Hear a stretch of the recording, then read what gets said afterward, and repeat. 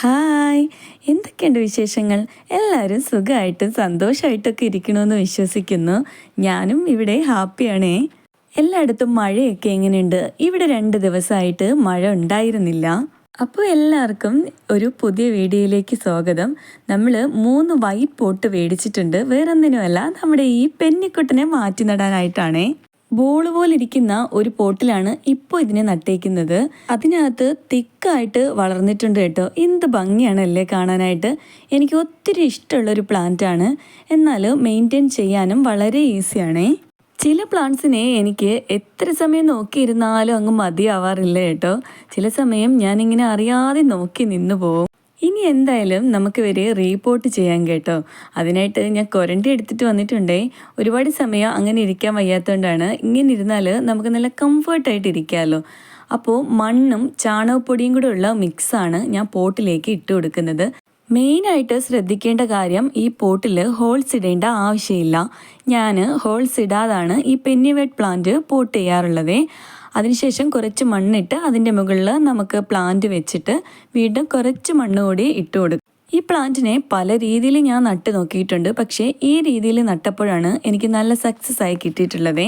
മണ്ണിൽ മാത്രം നട്ട് കൊടുക്കാം, വെള്ളത്തിലിട്ട് പ്രൊപ്പഗേറ്റ് ചെയ്ത് എടുക്കാം എന്നൊക്കെ പറയുന്നുണ്ടെങ്കിലും ഈ രീതിയിൽ നടുമ്പോഴാണ് നല്ല ഗ്രോത്ത് ഞാൻ കണ്ടിട്ടുള്ളത്.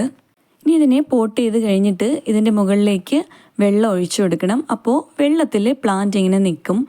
അതുപോലെ റൂട്ട് മണ്ണിൽ ഇറങ്ങി നിൽക്കുകയും ചെയ്യും. അതുപോലെ ഒരുപാട് വെയിലുള്ള സമയത്ത് ഈ പ്ലാന്റ് വാടി തളർന്ന് കിടക്കുന്നത് ഞാൻ കണ്ടിട്ടുണ്ട്.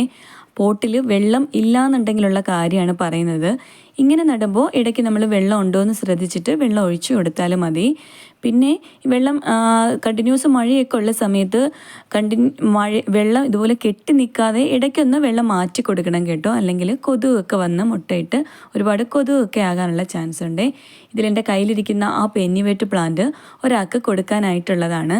അതുപോലെ നമ്മുടെ ആ ബോളിൻ്റെ പോട്ടിൽ ഞാനൊരു ചെറിയ തണ്ട് മാത്രമേ നട്ടിട്ടുള്ളൂ. നമുക്ക് നോക്കാം അതിൻ്റെ ഗ്രോത്ത് എങ്ങനെയുണ്ടെന്ന് ഞാൻ നിങ്ങൾക്ക് കാണിച്ചു തരാം. അങ്ങനെ 3 പോട്ടിലും ഞാൻ ഇതുപോലെ നട്ട് കൊടുത്തിട്ടുണ്ട്.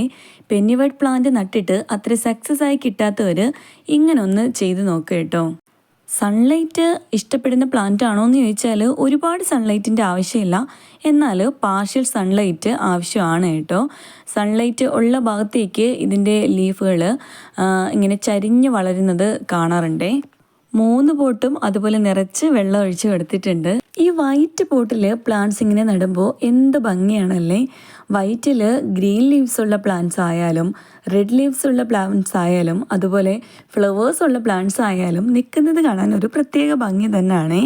പക്ഷേ അതിൻ്റെ റേറ്റ് ഇച്ചിരി കൂടുതലാണ് കേട്ടോ. ഇതിപ്പോൾ 2-3 ദിവസം കഴിഞ്ഞിട്ടുള്ളതാണ്. നട്ട് 2-3 ദിവസം കഴിഞ്ഞതിന് ശേഷമാണ് പുതിയ ലീവ്സൊക്കെ വന്നിട്ടുണ്ട്. അവരെന്തായാലും നല്ല ഹെൽത്തി ആയിട്ട് നിൽക്കുന്നുണ്ട് കേട്ടോ. ഇനി നല്ല ബുഷിയായി കഴിയുമ്പോഴാണ് കാണാനും നല്ല ഭംഗിയാവുന്നത്.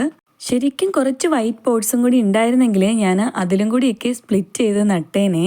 അങ്ങനെ എന്തായാലും നമ്മുടെ പണി കഴിഞ്ഞപ്പോഴത്തേനും മഴ ശക്തമായിട്ട് പെയ്യാൻ തുടങ്ങിയിട്ടുണ്ട്. കുറച്ചധികം ദിവസമായിട്ട് മഴ ഉണ്ടായിരുന്നില്ല. പക്ഷേ ഞാനിപ്പോൾ ഇറങ്ങിയപ്പോഴത്തേനും നല്ല മഴ പെയ്യാൻ തുടങ്ങിയിട്ടുണ്ട് കേട്ടോ. അങ്ങനെ ഞാൻ പെട്ടെന്ന് തന്നെ അകത്തോട്ട് കയറി പോയിട്ടുണ്ടായിരുന്നു. പെട്ടെന്നൊരു മഴ പെയ്തു. കുറച്ച് കഴിഞ്ഞപ്പോൾ നല്ല വെയിലും വന്നിട്ടുണ്ടായിരുന്നേ. കയറി ഓടിയ സമയത്ത് എൻ്റെ സ്റ്റാൻഡൊക്കെ എടുത്തിട്ട് പോകാൻ മറന്നിട്ടുണ്ടായിരുന്നു. വീഡിയോ എടുക്കുമ്പോഴാണ് സ്റ്റാൻഡ് അവിടെ ഇരിക്കുന്നത് ഞാൻ ശ്രദ്ധിച്ചത് കേട്ടോ.